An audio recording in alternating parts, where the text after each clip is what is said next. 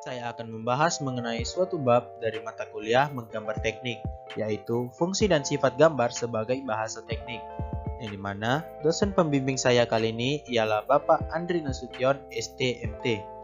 Nah, sebelum kita masuk ke pembahasan, alangkah baiknya saya memperkenalkan diri terlebih dahulu.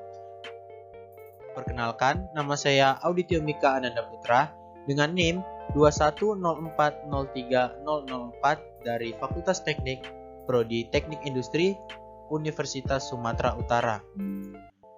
Nah, langsung saja kita masuk ke pembahasan. Nah, untuk pembahasan mengenai fungsi dan sifat gambar sebagai bahasa teknik, saya bagi menjadi 6 subbab.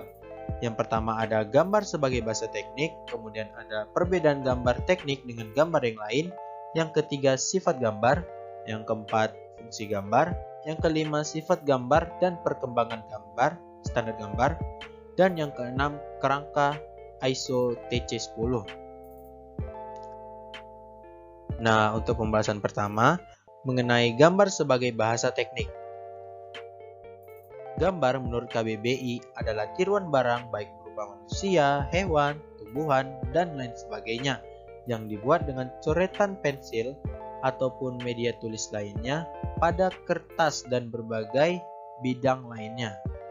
Dalam dunia keteknikan itu sendiri, gambar merupakan sebuah alat untuk menyatakan maksud dari seorang sarjana teknik. Atau dapat kita katakan bahwa gambar ini merupakan suatu alat ataupun media penyalur informasi antara si perancang atau yang kita sebut dengan ahli gambar ke si pelaksana atau yang bisa kita sebut dengan teknisi ataupun si perakit. Nah, setelah kita mengetahui gambar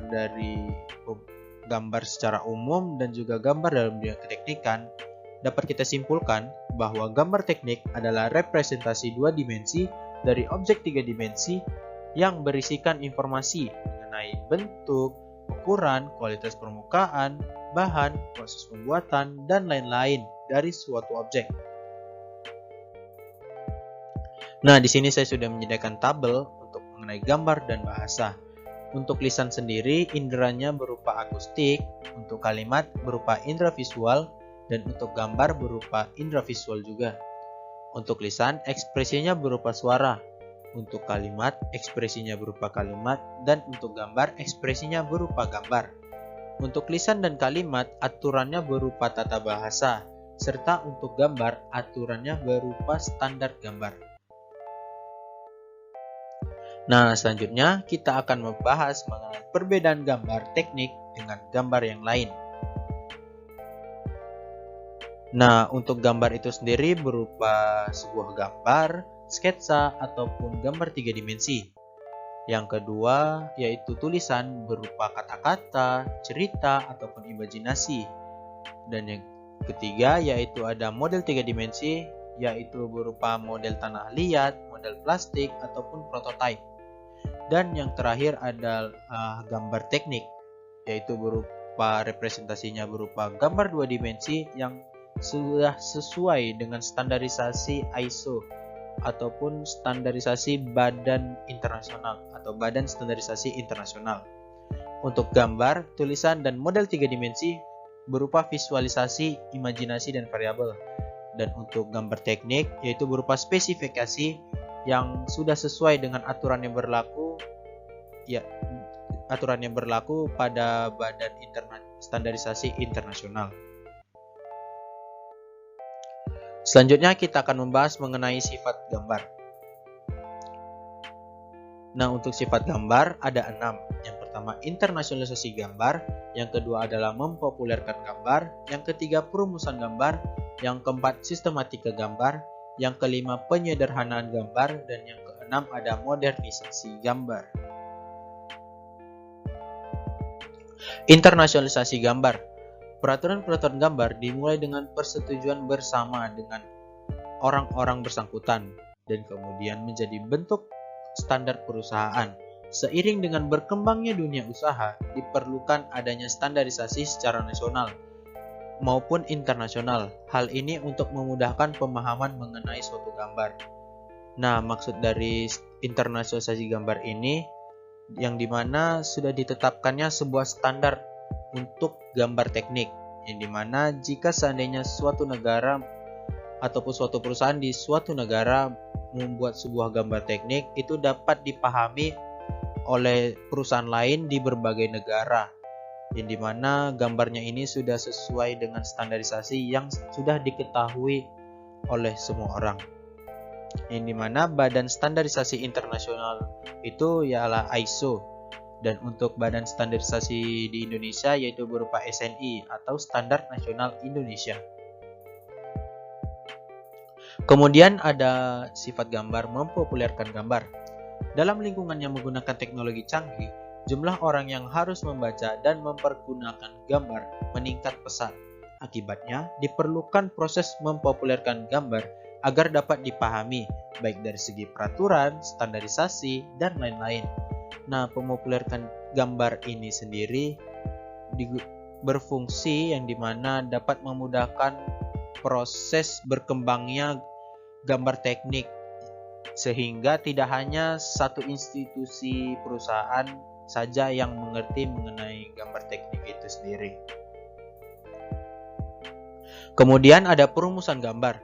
Bidang-bidang industri yang bermacam-macam, misalnya permesinan, perumahan, atau arsitektur, dan teknik sipil, semuanya menggunakan gambar sebagai bahasa teknik. Akan tetapi, masing-masing bidang itu tidak dapat menyelesaikan suatu proyek tanpa menggunakan bidang yang lain. Untuk itu pula, masing-masing bidang mencoba untuk mempersatukan dan mengidentifikasi standar-standar gambar. Kemudian ada sistematika gambar. Isi gambar menyajikan banyak perbedaan, baik dari segi penyajian bentuk, ukuran, dan keadaan permukaan. Selain itu pula, bersamaan dengan sistematika teknologi, penggunaan lambang grafis pada gambar sangat meningkat, yang dimana lambang tersebut digunakan sebagai diagram blok dalam berbagai bidang industri. Dengan keadaan tersebut pula, isi gambar sangat memperkuat susunan dan konsolidasi sistem standar gambar. Kemudian ada penyederhanaan gambar. Penghematan tenaga kerja dalam menggambar sangatlah penting. Tidak hanya untuk mempersingkat waktu, tetapi juga untuk meningkatkan mutu rencana. Oleh karena itu, penyederhanaan gambar menjadi masalah penting untuk menghemat tenaga dalam menggambar. Dan yang terakhir, ada modernisasi gambar.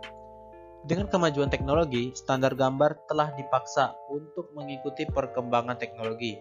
Misalnya saja, menggambar menggunakan komputer dengan menggunakan software AutoCAD ataupun SolidWorks. Nah, selanjutnya kita akan membahas mengenai fungsi gambar. Untuk fungsi gambar sendiri terbagi atas 3. Yang pertama, penyampaian informasi, pengawetan, penyimpanan, dan penggunaan keterangan, serta cara-cara pemikiran dalam penyiapan informasi. Nah, untuk penyampaian informasi, gambar mempunyai tugas untuk meneruskan maksud dari perancang dengan tepat kepada orang-orang yang bersangkutan, seperti kepada perencana proses, pembuat, pemeriksaan, perakitan, dan lain-lain. Nah, hal ini sesuai dengan pernyataan kita di awal, yang dimana gambar merupakan bahasa teknik. Nah, sebuah bahasa di sini ialah sebuah alat atau media untuk menyampaikan suatu informasi. Untuk gambar teknik ini sendiri, gambarnya ini harus bisa dipahami oleh si pelaksana. Nah, selanjutnya yaitu pengawetan, penyimpanan, dan penggunaan keterangan. Gambar merupakan data teknis yang sangat ampuh, di mana teknologi dari suatu perusahaan dapat dipadatkan dan dikumpulkan. Oleh karena itu, gambar bukan saja diawetkan untuk mensuplai bagian-bagian produk untuk perbaikan atau yang kita kenal dengan reparasi, tetapi gambar juga diperlukan untuk disimpan dan dipergunakan sebagai bahan informasi untuk rencana-rencana baru di kemudian hari. Untuk menyimpan gambar ini sendiri memerlukan tempat yang luas, sehingga dibuatlah film mikro. Nah, untuk penyimpanan sendiri pada awalnya, untuk menyimpan suatu gambar teknik memerlukan tempat yang cukup luas, seperti pada gambar 1.2 itu tempatnya sangat besar ya, sehingga memakan banyak tempat. Tetapi dengan ditemukannya film makro, untuk penyimpanan gambar teknik itu hanya membutuhkan ruang yang sangat kecil. Dan yang terakhir, ada cara-cara pemikiran dalam penyiapan informasi. Dalam perencanaan, konsep abstrak yang melintas dalam pikiran si perencana diwujudkan dalam bentuk gambar melalui proses. Masalah pertama dianalisa dan disintesis dengan gambar. Kemudian gambarnya diteliti dan dievaluasi. Proses ini dilakukan secara berulang untuk mendapatkan gambar yang sempurna. Dengan demikian, gambar tidak hanya sebagai melukiskan gambar, tetapi berfungsi juga sebagai peningkatan daya berpikir untuk perencana. Nah, seperti pada gambar, dimulai dari konsep abstrak, kemudian konsep abstrak ini diberisikan informasi, kemudian gagasan, dan diwujudkan dengan gambar. Setelah gambar diwujudkan, dilakukan evaluasi, sintesis, dan analisa, dilakukan secara berulang agar mendapatkan hasil yang sangat sempurna ataupun gambar yang sempurna. Nah, selanjutnya kita akan membahas mengenai alur dari gambar teknik yang mulai dari ahli gambar sampai ke perakit. Yang pertama, ahli gambar akan membuat sebuah gambar teknik. Kemudian diberikan kepada si perencana. Nah, perencana akan menseleksi apakah gambar yang sudah digambar oleh ahli gambar sesuai dengan keinginan di awal. Setelah sesuai, kemudian diberikan ke perencana proses. Nah, perencana proses akan mencatat pembeli bahan, pembuatan cetakan, perancang mesin perkakas, dan perancang jig dan alat-alat. Kemudian gambar teknik itu diberikan ke pembuat. Nah, pembuat akan menentukan berapa pekerja yang dibutuhkan, baik pekerja tetap, pekerja sampilan yang berada dalam perusahaan sendiri, serta subkontraktor ataupun pekerja kontrak yang berada dalam perusahaan sendiri dari luar negeri. Kemudian gambar teknik itu dialirkan atau diberikan ke peneliti untuk diteliti baik dari produk dari pabrik sendiri ataupun produk dari luar. Kemudian gambar teknik itu diberikan ke perakit untuk dirakit sesuai dengan yang sudah digambar pada gambar teknik. Nah, selanjutnya kita akan membahas mengenai sifat gambar dan perkembangan standar gambar. Untuk sifat gambar dan perkembangan standar gambar dibagi atas 3. Yang pertama ada kepastian gambar, hubungan antara fungsi dan sifat gambar, serta sifat dan pengembangan standar gambar. Nah, yang pertama ada kepastian gambar. Fungsi gambar sebagai sumber informasi yang menghubungkan perancang dengan orang-orang yang mempergunakannya harus berisi keterangan yang cukup dan pasti yang tidak boleh menimbulkan keraguan. Oleh karena itu, tidak berlebihan bila dikatakan bahwa sejarah perkembangan gambar adalah mengejar kepastian. Nah, bisa dibayangkan dong, bila suatu gambar teknik tidak memiliki kepastian baik dari segi ukuran ataupun bentuknya, maka gambar teknik itu hanya berupa omong kosong ataupun sekedar ide-ide saja. Maka daripada itu, untuk membuat suatu standarisasi gambar, hal yang terpenting adalah sejauh mana kepastian itu dapat sesuai ataupun dapat dikompromikan dengan ketentuan, dapat dikompromikan dengan kondisi optimal dari standar yang harus ditetapkan. Kemudian ada hubungan antara fungsi dan sifat gambar. Di sini saya sudah menyediakan sebuah diagram mengenai hubungan antara fungsi dan sifat gambar. Untuk tiga bulatan di luar ini yang besar itu merupakan sebuah fungsi dari gambar, yang dimana untuk yang lingkaran kecil di dalamnya itu merupakan sifat gambar yang saling membantu untuk proses untuk fungsi dari gambar, yang saling mendukung antara sifat dan fungsi dari gambar itu sendiri. Kemudian ada sifat dan pengembangan standar gambar. Nah, di sini saya sudah menyediakan sebuah diagram yang dimana pada diagram ini standar gambar telah berjalan dalam arah kemajuan isi dan tiap bidang isi berfungsi mempertahankan kepastian dan spesialisasi. Namun, sifat gambar dan perkembangan standar saling berlawanan, di mana dalam membentuk suatu standar gambar, yang terpenting yaitu menemukan kondisi optimal dari keadaan teknologi modern dan berbagai macam kondisi yang bertentangan satu sama lain. Maksudnya di sini, pertentangannya ini ada pada kondisinya. Bisa dibayangkan kalau misalnya kita membuat suatu standarisasi namun hanya berpaku pada satu kondisi saja, jika seandainya terjadi kondisi lain, maka standarisasi yang kita buat itu tidak dapat berlaku. Nah, dan yang terakhir ada kerangka ISO TC10. Nah, kerangka ISO TC10 ini merupakan sebuah standarisasi untuk gambar teknik. Untuk kerangka ISO TC10 ini terdiri atas 8 SC, yang dimana untuk SC pertama yaitu dasar-dasar umum untuk gambar teknik penyajian.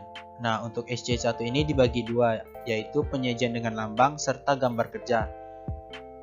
Selanjutnya kita lanjut ke penyajian dengan lambang terlebih dahulu. Lalu kita lanjut ke SC2, yaitu lambang alat-alat vakum. Kemudian dilanjutkan ke SC3, lambang instrumen. Lanjutkan lagi ke SC4, lambang kinematika. Kemudian dilanjutkan ke gambar kerja. Masuk ke SC5 yaitu dimensi dan toleransi. SC6 penyajian khusus, lalu ke SC7 gambar bangunan baja, dan SC8 gambar bangunan. Nah, sekian dari hasil pemaparan saya mengenai fungsi dan sifat gambar sebagai bahasa teknik. Bila ada kesalahan baik dari segi kata, dari penyampaian, dari materi yang saya berikan, saya mohon maaf, dan kepada Allah saya mohon ampun. Bila ada pertanyaan ataupun kritik dan saran, bisa menghubungi kontak saya.